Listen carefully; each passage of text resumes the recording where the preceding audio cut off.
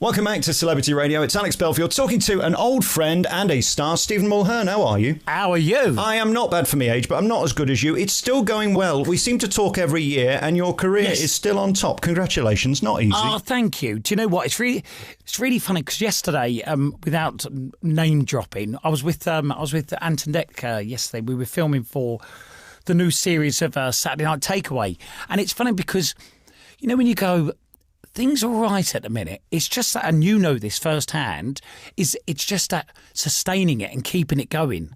So I just hope it does continue.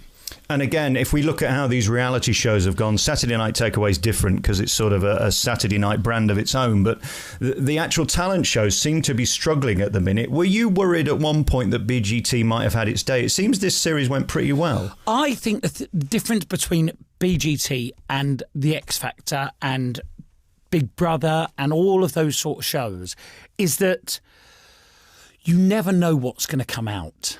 You know, I think with the X Factor, it literally is a singing competition. That is it. Whereas with Britain's Got Talent, it could be like we love the magic, the illusions, the dancing, the singing, the speciality acts that are now coming from all over the world. So I think it's gonna sustain, and I believe it's got at least another maybe six to 8 years left in it, easy. And I worry about you because the trouble you do with your act is you're live, and I'm almost glad I don't do a daily radio show anymore because the world has changed, and one wrong word in the wrong place or one sort of sarcastic comment can bring down your whole career. Do you worry about that? Because sort of TV and radio live has changed. It's dangerous now, isn't it? It is dangerous, and I think this is the difference between, I think, a presenter and a performer, because I think if you've learnt that craft of working with an audience, working with a family audience especially, is that you don't fall into that trap of swearing, being crude, being arrogant. And that's it's certainly helped me. I've never worried about slipping up in terms of saying something naughty. One thing I do, which not a lot of people know, is that when I'm doing a live show, whether it be Britain's Got More Talent or anything like that, is that I'll always have a pack of playing cards in my suit pocket, because if something does go wrong, I know that's my safety net to get out of. If I need to film maybe 5-10 minutes, that's always the biggest worry, is that if a guest lets you down, because that, you know, we had Sean Ryder on Britain's Got More Talent maybe 2-3 years ago, and honestly, in my head, because there's no delay on the show, I would genuinely was like, oh, please don't swear, and certainly don't say that one swear word that we all know what's at the top of the list. So they're my only fears, but apart from that, no, it's good. Are you a bit like me when you host a show that it's like driving a car? I don't worry about my driving because I'm marvellous. I worry about everybody else crashing into me. Exactly. You are that's the best. And honestly, that sums it up, is that you go, listen, I know that we're going to be all right, but there's also 4 other guests on the show or whatever. I'm going to use that.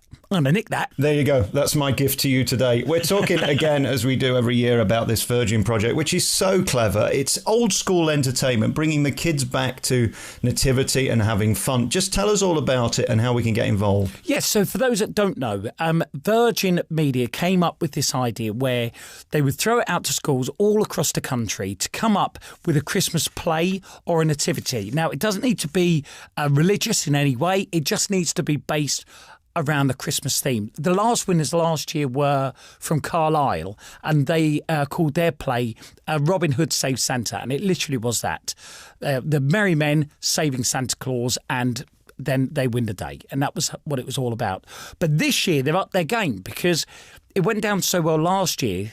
This year, what they've done is they're not only giving the schools, well, the winning school, £5,000, kitting them out with musical instruments, taking them to the School of Rock, getting them a masterclass with all the cast, plus they will put it on the television. They'll televise it in front of 4 million viewers, and I get to narrate it, so I get to be part of it as well. So I feel very lucky. And again, this is just something we need right now. I noticed the toxicity is even louder than it was this time last year, and for the kids to sort of be involved with something positive is so wonderful, because it's been a tough year for finding happiness in anything, really. I completely agree, and I think if there are any teachers out there right now, or indeed kids that are listening that want to get involved, do you mind if I give you the address? Is that all right, Alex? Of course, absolutely. It's www.virginmedia.com/Christmas. And yeah, it's going to be listen, we'll spend the entire day rehearsing it.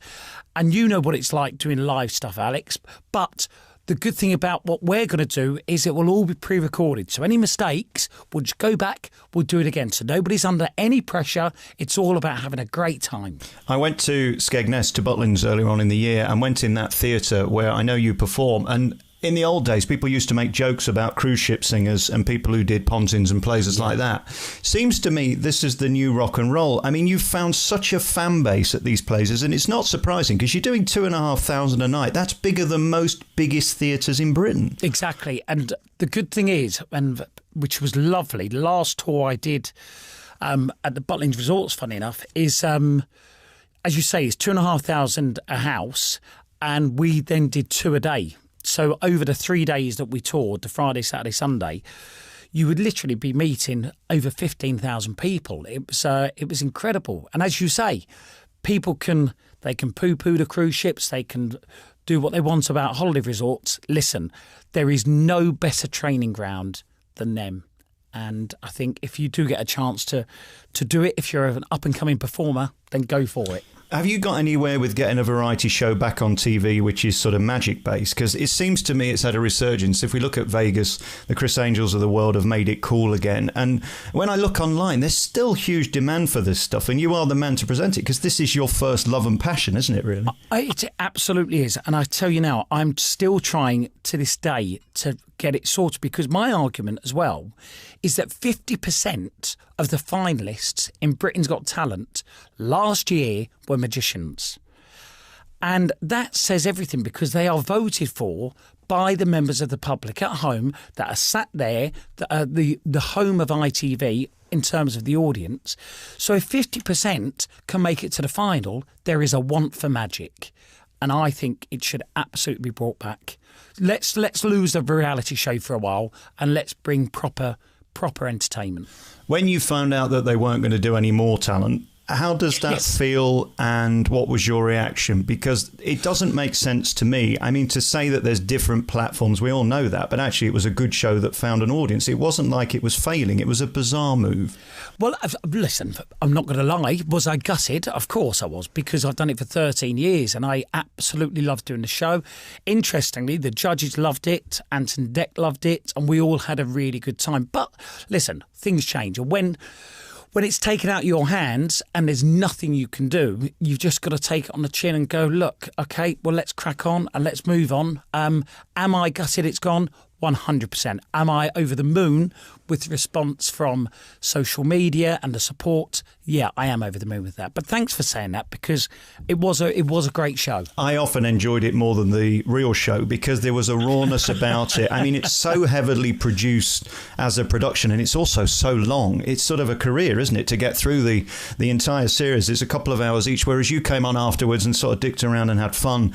And there was something about seeing those judges who were being real that was utterly compelling. We need more of that, because that's what the public are after. You are absolutely right. And also I think the other thing is that they were this sort of acts that, when you think back to, Barrymore days, My Kind of People, they were the acts that people would always talk about.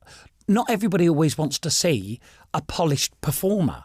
They want to see something quite raw, quite bizarre, and as you say, you never know what to expect, or you never knew what to expect from that show. And that's the only thing I'll properly miss about it. What's going to happen in 2020? What's next on the cards? Because, I mean, you're the go-to guy at ITV. Anton Deck adore you. That's why you're back with Saturday Night Takeaway. What's next for you?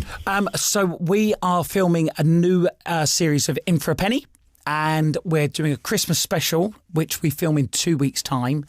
And then I come back with Saturday Night Takeaway in February and then Catchphrase in April. So touch wood, it's all good. But I'm going to still bang this drum for all of us fellow magicians to try and get something on the telly. Fingers crossed. You're phenomenally talented. We love watching you on the TV and we can't wait to see you back. And In for a Penny, I know you were just filming here in Nottingham where I live. The public just love that. And again, there's nothing to it, is there? There's no set, there's no budget, there's just you and your personality and ridiculous jackets. And just silly, but also the silliest of games, the most simplest games. And you go, this is what it's about. This is about getting out with members of the public, having a good time.